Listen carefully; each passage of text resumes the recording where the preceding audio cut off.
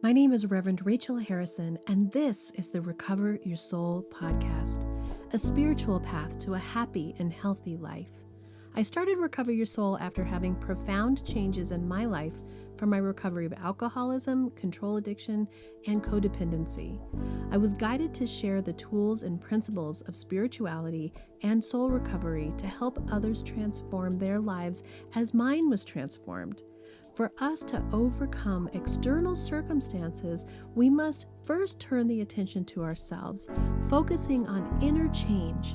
Outer positive results in our lives will follow. As a spiritual coach, I can support you on your path to make real changes that will bring you a life of peace, happiness, connection, and abundance. Visit the website recoveryoursoul.net to book coaching sessions, read the blog, listen to some of my original music, and subscribe to receive email updates. I think of Recover Your Soul as a community. Follow us on social media and join the private Facebook group to support each other and connect. For an extra episode each week and to support this podcast, become a Patreon member or subscribe on Apple Podcasts. Together, we can do the work that will recover your soul. Hi, Soul Recovery community. It's Rev Rachel, and if you are listening to this podcast on the date that it aired, it is October of 2022. And I am actually currently in Mexico doing a work vacation, still doing soul recovery work, but also taking a little time off with my husband and my mom. And this is part of the spiritual journey that I've been on of creating a life that I love, doing something that I love, being of service, being of healthy mind, body, and spirit. So I am choosing to play for you some of my favorite episodes from the bonus content for subscribers and Patreon members. So if you love this content and you want more Rachel, become a Patreon member or Apple Podcast subscriber. The links are in the show notes always or on the website. I hope you enjoy what I picked out for you. For this episode, I wanted to talk about be the change. And I want to talk about this because when I was in my relationship with Rich, when things were not going well, I spent a lot of time complaining and lamenting and sharing and talking to my friends and writing in my journal about all the things that I wanted him to do and be different. And I look back now and I can recognize that I wanted him to be the initiator. You know, we have who is the initiator in having sex all the time in relationships. I hear people all the time talking about how they don't get initiation from the other person, or at least in the way that they want it. And I can recognize in my relationship that it was so many aspects of my life that I wanted initiation from him specifically, but I'm going to go ahead and say that it's important for us to not just be looking at our relationships, but looking at all of our life, that there was something that I wanted from somebody else, that I would stand back in the energy of having my arms crossed and waiting for somebody else to approach me in some way. And when I didn't get what I wanted, I was irritated. I know I've talked about it before, but there's the 5 love languages. And I think they're interesting because we can be aware of what the 5 love languages are, but we often don't really look at how does somebody else need love from us? How does somebody else need connection from us? How does somebody else need to be talked to from us so that they feel that we hear them? And I can't tell you how many people over the years, not only in working in soul recovery, but of all my friends and the 52 years of talking to people, that we are looking from the outside, wanting somebody to treat us a certain way. And if we're honest with ourselves, we're not treating them the way that they want to be treated. So last night I had a really good girlfriend over for dinner, and it was so fun to have somebody over at the house. We're still slowly coming out of the COVID and having people over, and we're having our dessert afterwards, and we're sitting in the living room and talking about our lives and talking about when the kids were little and the cabin that Rich built for my mom up in the mountains and how he was gone and just sort of our life stuff. And we were actually talking about how much better we get along now and how far we've come and all the potential that there is in life and to keep your head up and, all these really good things. And what I got out of that conversation at one little point was Rich wanted to point out all the changes that I've made in how I respond to him and how that has affected him on a positive side. And that is a great conversation to have and a great awareness to have. But what I heard him saying in my not healthy little tiny moment that I still have those, was I was the reason why things were entirely bad. That it was all about me making the change that affected the positive change. And I caught myself having this little moment of wanting him to also take responsibility for his stuff and for the parts that he had in our relationship that were unhealthy. And then I caught myself almost right away thinking to myself, that is not what it's about.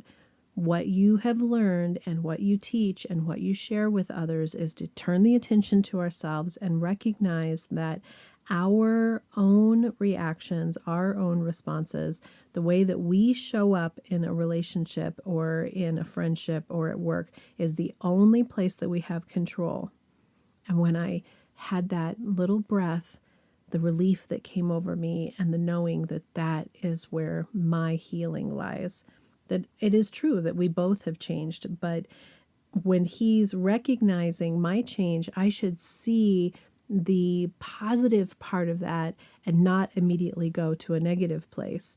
And so the success for me was that I was able to pop out of that almost immediately. And I also had this moment that I want to share with you that I thought to myself, what if that's true?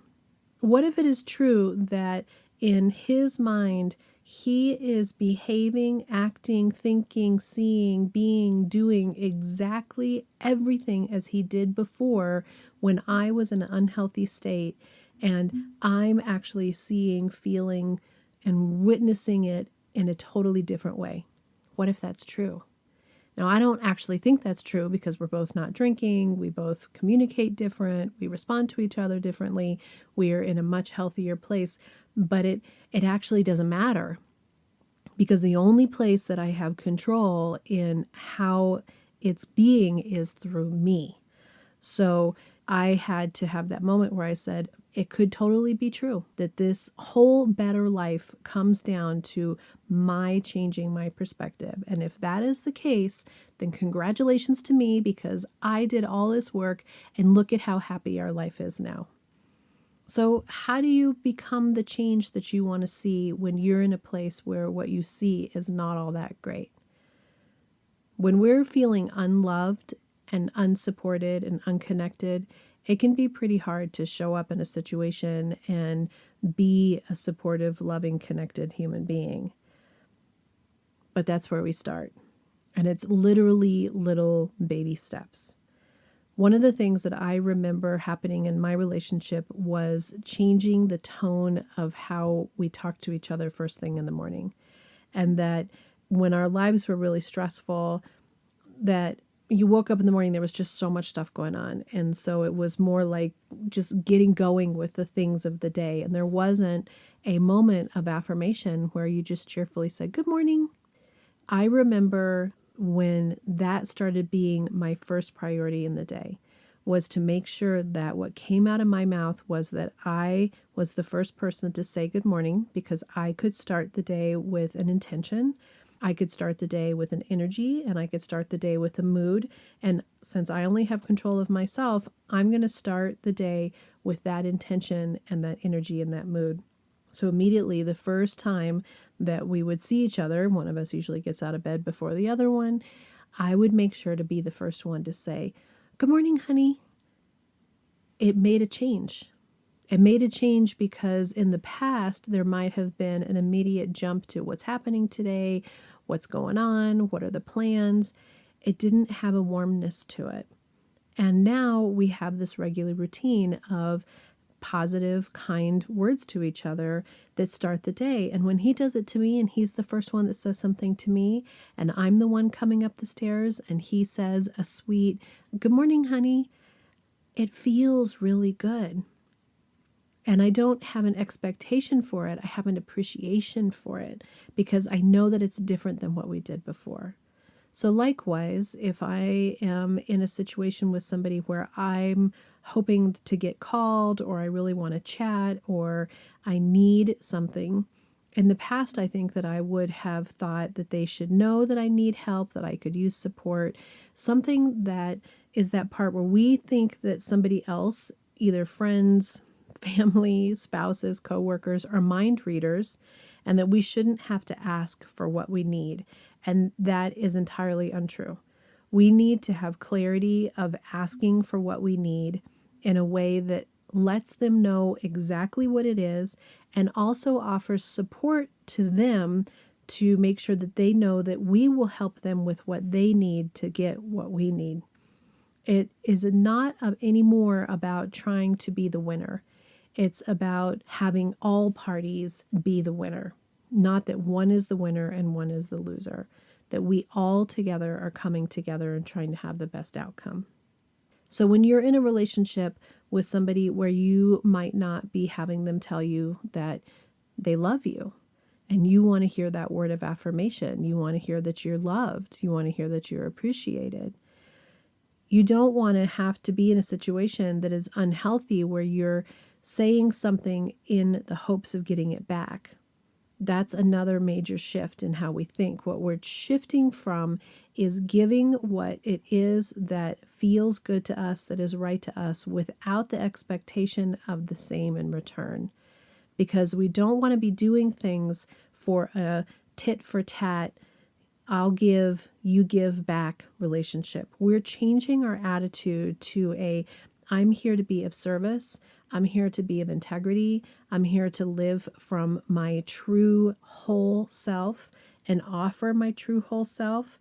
And that what the other person is doing or responding from means less and less and less in terms of how you feel about yourself. That you love getting those words of affirmation, but you're not saying, I love you, because what you want to hear is, I love you back. You're saying, I love you because you love them. And then you're letting go of what's on the other side. This is very similar to the amending podcast that I did recently, that we're giving this aspect of ourselves and letting go of the need for a return. This is not an exchange of goods. This is not a transaction. This is a gift. When you have clarity about what it is that you want to change, when you have clarity about what it is that you need in your life and you start being the one that shows up with it first, other people will follow. Another example in my life is that I used to be really frustrated about chores and whose job it was to do what, and that I felt like I had a regular paying day job and then I would come home and do the chores. But every time I did the chores, I was so aggravated. I was so irritated that I wasn't just doing it because it was something that needed to be done. And I had this light bulb moment where I thought to myself, if Rich and I get divorced, I'm going to be doing this stuff anyway. If we get divorced, I'm going to be raising the kids on my own anyway. I'm going to be doing laundry. I'm going to be cleaning the kitchen. I'm going to be taking care of the kids. Why am I setting up an expectation that I have not had clarity with him about exactly what it is that I'm needing and wanting? I'm wanting him to show up and just know and do exactly what I think he should be doing without that clarity of expectation. And I'm also not doing it from a place of love in myself, and I want him to be doing it from a place of love from himself. And that awareness was huge for me. And if I need something done, I can certainly ask him for it. But what I came to realize was my aggravation over doing these tasks had more to do with a desire for connection, a desire for having us understand what was happening in our lives, maybe the stresses that we were feeling or the communication that needed to be happening, the emotional intimacy that I was looking for. And that doing laundry or dishes or whatever didn't actually matter. It didn't actually matter. I really was just feeling like I wasn't getting in other places. And so when I started showing up to do those particular tasks from a heart space, from a place of, I want to do these things because I like having a house that's picked up. I like having a sink that is clean and clear at bedtime and the dishwasher's running while we sleep. I like feeling like the clothes are taken care of. Now, we got to a place where there was clarity of, I'm not putting everyone's clothes away. And if I didn't have time to do laundry, I could ask in a healthy way and let everybody know what was going on with me, and I wasn't going to have time to do it. And people did their own laundry, or they cleaned up their own stuff. Or you could say, hey, can you pick this up or spend a little time with me doing these things? But because I was the one that was setting the intention, that I was setting the example of coming into it with tenderness, with excitement, with love, with service, then I get the service from the other side. We spend so much time and energy looking at what's not working. We spend so much time and energy judging and comparing and having competition over other people, not only in our work life and our friends, but in our family. I do more. You should be doing more. I do too much here. You don't do enough. That we create a place where it's hard for each person to show up in a way that feels right to the other partner.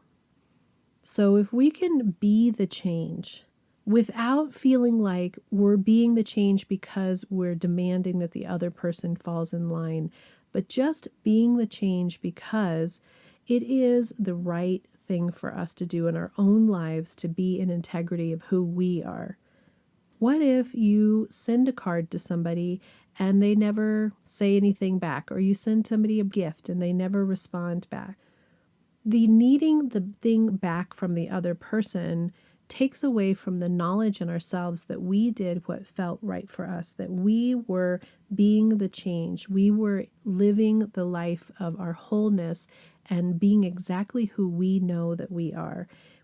We can stop needing everything else around us to circle around our sun in our own solar system. Funny how we all think that we're our own solar systems and everybody should be revolving around us, when the way that I see it is the universal consciousness, the higher power, that is the center. The center is love. The center is kindness. The center is compassion. And if we can all be circling around that, then there's more peace. There's more kindness, there's more love, there's more compassion. We are actually putting our center into what it is that we want in our own life. When you're in a difficult relationship, this is a lot harder. It's clearly a lot easier when things are going well. But even with your children that you might be struggling with, to begin to allow them to just be who they are and not need back from them something. With your spouse, to just love them and see them for who they are, not the behaviors that are complicated and painful and difficult, but the human being, the soul that is underneath there, that is just as beautiful and amazing as your soul, who is beautiful and amazing. We all have stuff that is complicated. We all have stuff that is brought in through all of our past experiences. We're all living through our past experiences. And what this Be the Change offers you is to begin to let go of how tightly that stuff holds on to you and directs what's going on in your life now. How much projection you're putting on from the past to your current experience. When we stop needing the other person to be the first one, to say they're sorry first, to say they love you first, to volunteer for a project first, to offer to help first, we start being the whole person that we are, and modeling the kind of behaviors that feel good to us, not because we want them to respond, but because they feel good to us. When we can just be happy in our existence, even when it's tough, maybe not happy, maybe at ease, or maybe just aware, or maybe not triggered so much, we are being successful. Because we often think that when we get the help around the house from our spouse or from our kids, or when we get help at work, or if somebody says these certain things to us, that we're going to actually feel happiness, that we'll feel joy, that our lives will be better, that something will be fixed, that it will be different. And sometimes we find out that when those things happen, we actually internally don't feel any different, because we haven't allowed ourselves to really embody that self-love that is the most important love. So by being the change, what we're doing is we're interacting and being in the world and a life that is actually who we are. Finding that love for ourselves of who we are. And what happens around us means less and less and less, although I have found that as I do this practice, everything around me changes. So maybe Rich is totally the same. Maybe it's really my perception that has changed. And if that's the fact, well, wow, what a powerful experience that my perception that I have created somebody that I felt so frustrated with for so many years to somebody that I adore and love so much. I think it's little of all of it. I think that my perception has totally changed, and in that there is more safety for Richard to be himself, to feel loved by me. And in that safety that we offer each other, the other person is willing to give more, but somebody has to start. Somebody has to be vulnerable and willing to get hurt. And can we make it through that pain? I believe we can. I believe that you have the strength and everything that you need, that even if you put yourself out there and it doesn't end up being exactly what you needed or wanted, you need it and want it less. Because the real connection, the real foundation, the real happiness is coming from an internal place that is connected to you and your connection to Source and higher power. That is the freedom. And if you are the change, you can be the change in the world. Be the one who opens the door. Be that person who buys the coffee for the person behind you. Be the person who speaks with an integrity and kindness. Be the person in the grocery store who is connected and interacting directly with the people that you are running into, whether it's the checkout or somebody in line. Be the human being that you are hoping will come back to you, because you are mirroring the world around you, and it will be mirrored to you. As you change this frequency in yourself that is not a victim anymore, that's not needing something from everyone, that is this void that's sucking energy from people, you begin to change the world around you. You begin to be the light. You begin to give beauty and love and connection and healing to everyone around you. And that in turn brings more of that to you. Your life opens up in ways that are new and different and amazing. If the environment is important to you, be the change. Instead of being so frustrated about what's not working and what isn't happening, start to think about in your own life how you can be the change. Get involved in others who are being the change. Be a light in it and not the darkness that is angry. It'd be really wonderful if that could happen with everybody all at once, and we could make huge changes that change the environment and climate change and war and how we interact with each other. But I think it's going to continue to be a slow and arduous journey. But you're here on Soul Recovery, which means that you care. And you're here on Soul Recovery, which means that you care about you and yourself and how you walk the earth. So choose happiness.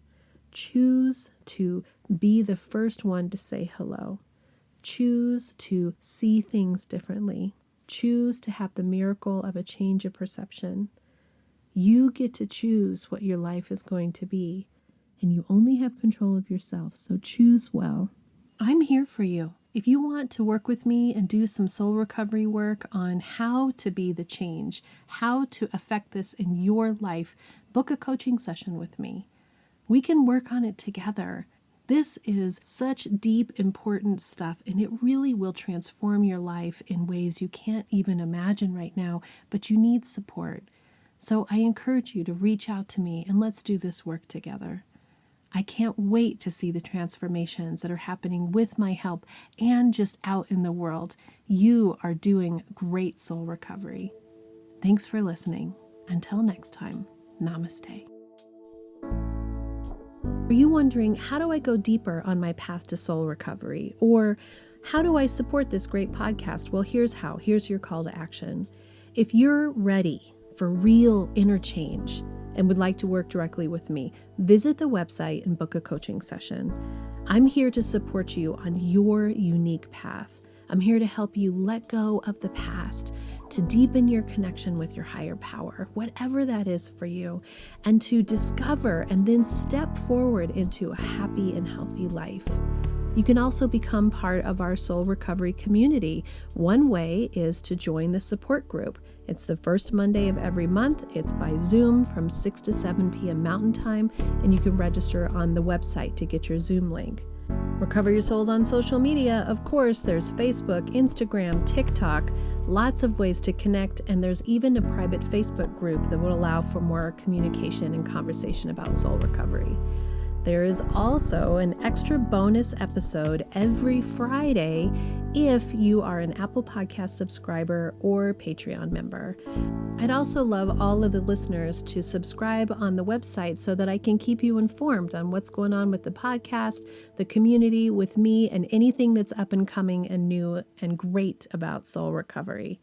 Also, if you just take a little bit of time to give me 5 stars, a quick review, and to share the podcast with your friends and family, we're helping even more people to have soul recovery in their lives.